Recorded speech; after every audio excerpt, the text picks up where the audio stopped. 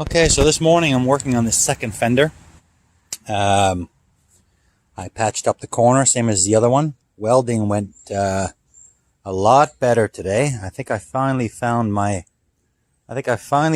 heat, and yeah,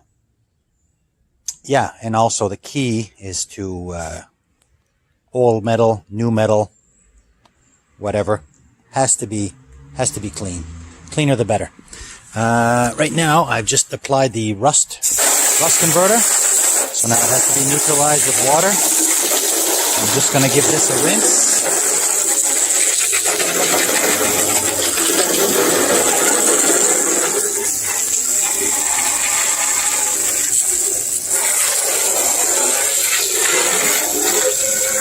Sun's supposed to come out. You can see the remnants of the old rust going down.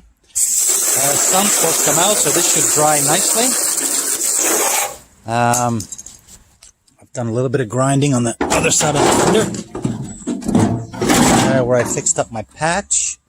There had been a little bit of Bondo that bubbled up. That's okay. It's all metal, but it is a little bit recessed. You know, it's kind of a crude repair from before I had the car. And I mean, I'm not judging because you know, maybe I would have tried to make less of a dent like that. But anyway, you know, welding is, you know, not everybody's a master welder. I know I'm not. I'm learning. So I'm going to live with this solid metal. I will put a little skim of filler on there. This is where I touched up the patch, and I put a little piece in here. I don't know what this hole is. There was none on the other fender, so I'm going to wash this down and let it dry.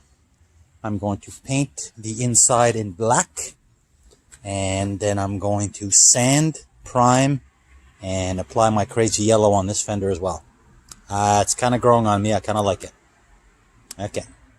Okay, fender number 2 a little bit later. Like I showed you this fender earlier, there was a little bit of a dip down here, so I have to fill with some plastic filler. It's looking fairly smooth. Of course, you never really fully know until you get the primer on. So this is ready. I see a couple little things here, but I think I am ready for a coat of primer. Let's try this. See what we got here.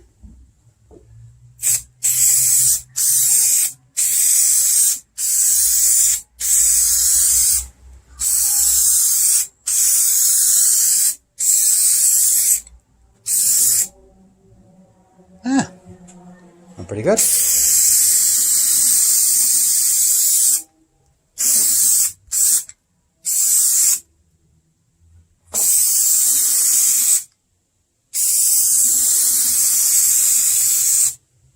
this is not really a filler primer. It's more of a, I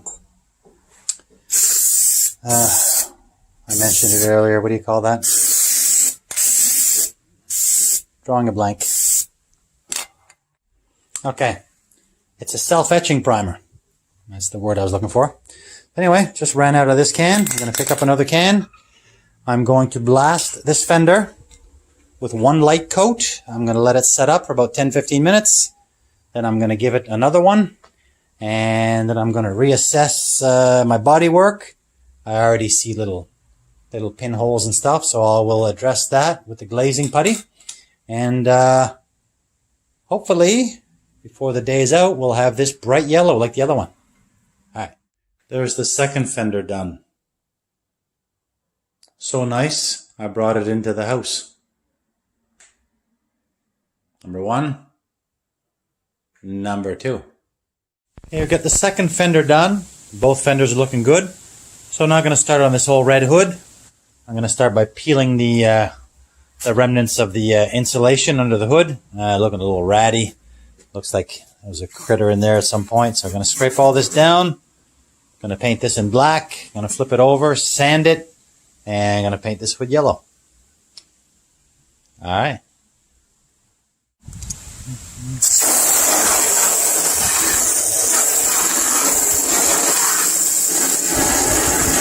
Ugh.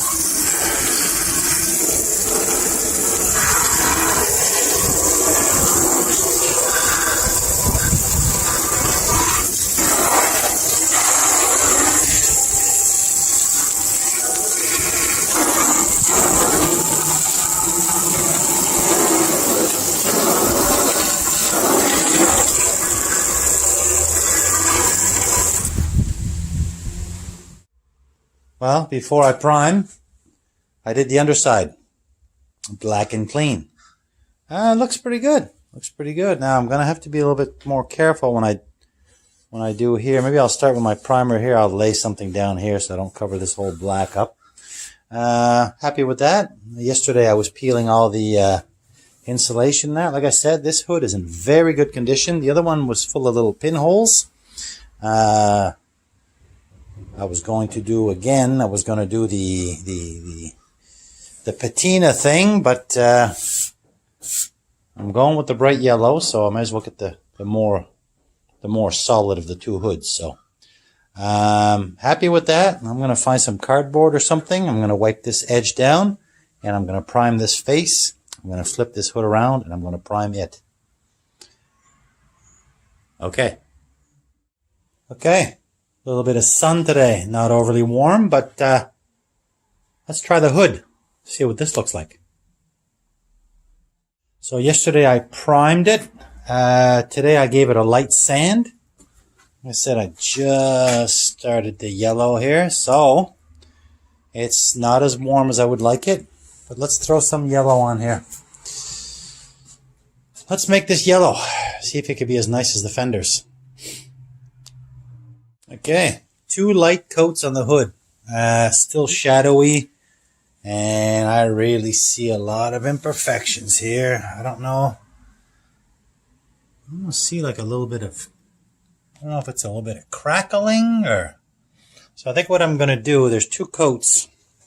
Hardest thing for me to do again. I'm going to back away. I'm going to walk away. I'm going to let this fully cure. And I think I'll come back and I'm going to re-sand this. I'll try to re-sand this super smooth because although this is just a spray bomb paint job, I'm well aware. Some areas are nice and glossy. But other areas, it's like little, it's more than just orange peel I can live with, because I know there's going to be orange peel in this. But fumes are harsh. It's beyond orange peel.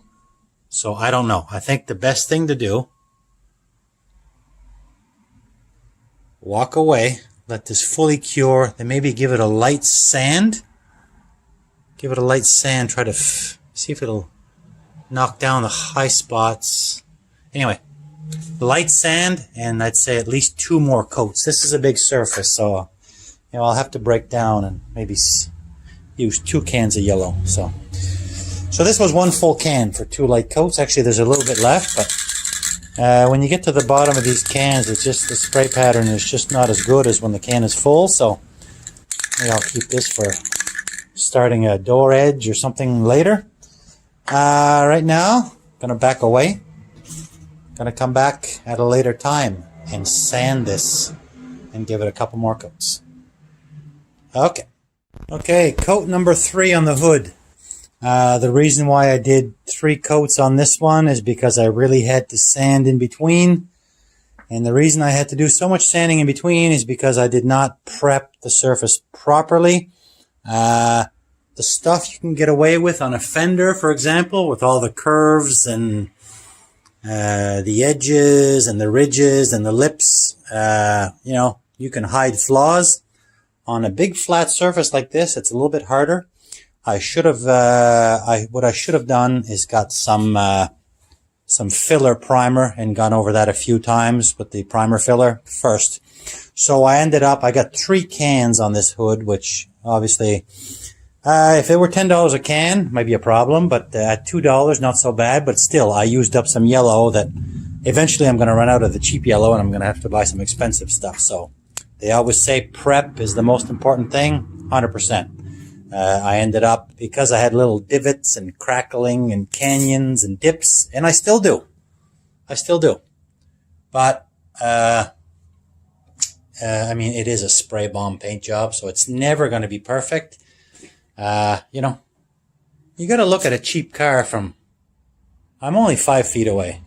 5 feet away, pretty damn good. 10 feet away, even better. But up close, it's still not perfect. But like I said, it all comes down to prep. And I can live with a little orange peel, but I don't like when there's crevices and cracks and yeah. So, more prep. Primer filler. But this is the hood. I'm going to call this done. Next, I will move on to, I'm going to play with the driver's side door, which this will become, wait a minute. I just finished saying there was no damn holes for the mirrors, and here there's holes for the mirrors. Ah, buggers. I thought the mirrors did not belong there. I thought they belonged up on the fender. Now I'm a little bit confused.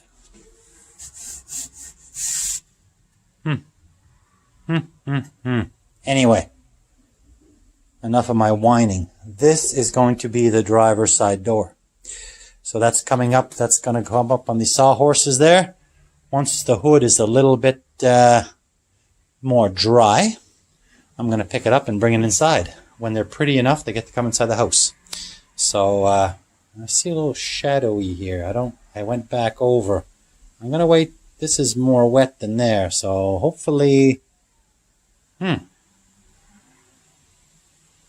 may have to do another coat. If this does not smarten up here, I'll have to do another coat. I see a line right there. I don't know if you can see it, but I can certainly see it. Glossy, glossy, not so glossy. Glossy, not glossy. All right. Okay. Okay, and here's our painted hood. It graduated. It's now inside the house. Cure away.